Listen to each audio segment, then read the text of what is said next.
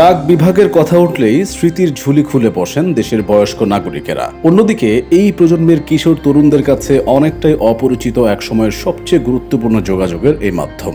তাই নতুন প্রজন্মের অনেকেই ডাক পিয়ন পেশাটির সঙ্গে পরিচিত নয়। স্মার্টফোন ও ইন্টারনেটের যুগে চিঠিপত্রের আদান প্রদানে অনভ্যস্ততায় তারা ডাক পিয়নের নামও শোনেনি। মুহূর্তেই টেক্সট, অডিও আর ভিডিও কলের যুগে কাগজে কলমে চিঠি লিখে অপেক্ষা করার ধৈর্য তেমন কারো নেই। তাই ব্যক্তিগত যোগাযোগের জন্য চিঠির প্রয়োজন ফুরিয়েছে অনেক আগে। ডিজিটাল যুগের আগে চিঠির বাহক হিসেবে যারা পৌঁছে দিতেন প্রিয়জনের বার্তা, সেই ডাকপিয়নদের বর্তমান অবস্থা সম্পর্কে জেনে নেওয়া যাক।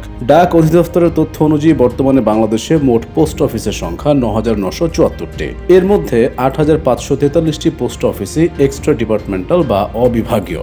সরকারিভাবে নিয়োগপ্রাপ্ত রাজস্ব খাতের অন্তর্ভুক্ত ডাকপিয়নের জন্য ৩,৩৫৫টি পদ থাকলেও বর্তমানে ডাকপিয়ন পদে কর্মরত আছেন ২,১৪৩ জন।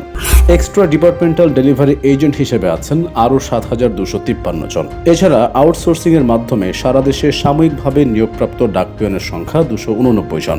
সব মিলিয়ে দেশ জুড়ে ৯,৬৮৫ জনের মতো ডাকপিয়ন কর্মরত থাকলেও বর্তমান চাহিদার তুলনায় তা যথেষ্ট নয়। গত কয়েক দশকে দেশের জনসংখ্যা যেমন বেড়েছে, তেমনি বেড়েছে বাড়িঘরের সংখ্যাও। একতলা বাড়ির জায়গায় গড়ে উঠেছে বহুতল ভবন। যৌথ পরিবার ভেঙে একক পরিবার বাড়ায় একই বাড়ির মানুষের ঠিকানাও হয়েছে কয়েকটি ভাগে। ফলে চিঠির গন্তব্য হয়েছে আগের চেয়ে কয়েক গুণ বেশি।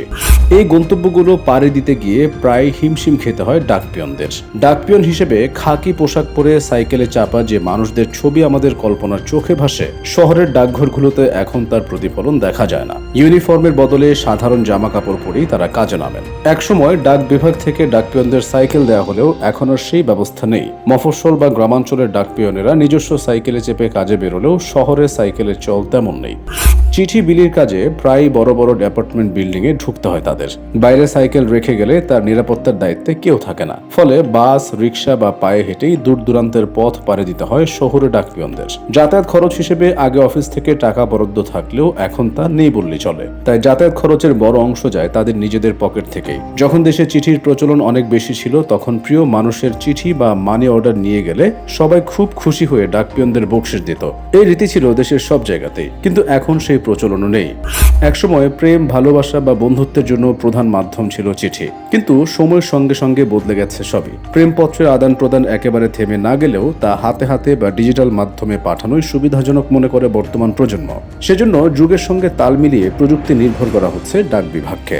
এর প্রভাব পড়েছে ডাকপিয়নদের কাজেও। বর্তমানে রেজিস্ট্রি করা চিঠি পার্সেল বিতরণ করা হচ্ছে ইলেকট্রনিক POS মেশিনের মাধ্যমে। ডিভাইসটির মাধ্যমে রেজিস্ট্রি করা চিঠি বা পার্সেল কোথায় আছে প্রেরক তা সহজেই শনাক্ত করতে পারেন। ডাকপিয়নের কাছ থেকে চিঠি হস্তান্তরের কাজ শেষ হয়ে গেলে তা এন্ট্রি করা হয় ডিভাইসে। ফলে চিঠিপত্র বা পার্সেল হারানোর সম্ভাবনা অনেকাংশেই কমে গেছে। শহরের ডাকঘরগুলোর কার্যক্রম এখনো চোখে পড়লেও গ্রামে তার খুব একটা প্রতিফলন নেই। তাই একসময় সকলের যোগাযোগের এই মাধ্যম এখন হারিয়ে যেতে বসেছে। কয়েক বছর পরে হয়তো ডাকপিয়ন শব্দটি সোনালী অতীত হয়ে থাকবে।